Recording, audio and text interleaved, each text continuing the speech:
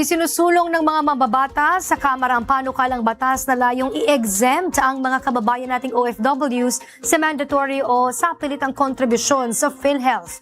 Anila hindi na dapat madagdagan ng kanilang mga bayarin. Si Jap Regala para sa detalye live. Jap? Princess, binigyan diin ni Representative Jude Asidre ang kahalagahan ng pagprotekta sa mga kababayan nating overseas Filipino workers.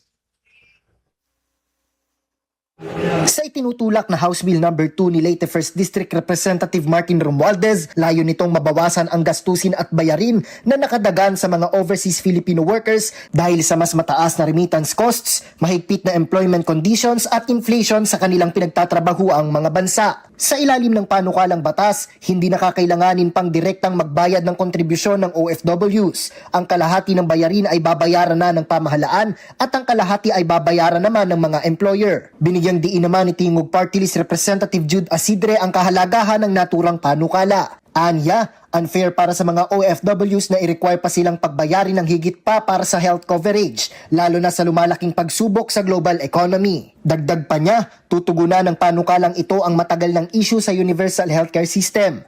Giit pa ni Representative Asidre, habang naaantala ang pag-aproba dito, nasasayang ang panahon na natutulungan na sana ang mga OFW. Dagdag pa niya, ang universal healthcare ay dapat maging universal na proteksyon at hindi universal na pasanin. Sa oras na maisabatas ito, malaking bagay anya ito para sa mga OFW at mapagtitibay nito ang pangako ng pamahalaang protektahan ang mga migrante nating kababayan.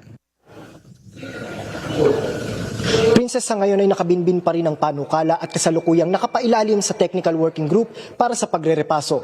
Mula dito sa Kamara para sa totoong balita sa Bagong Pilipinas, Jap Regala, Congress News.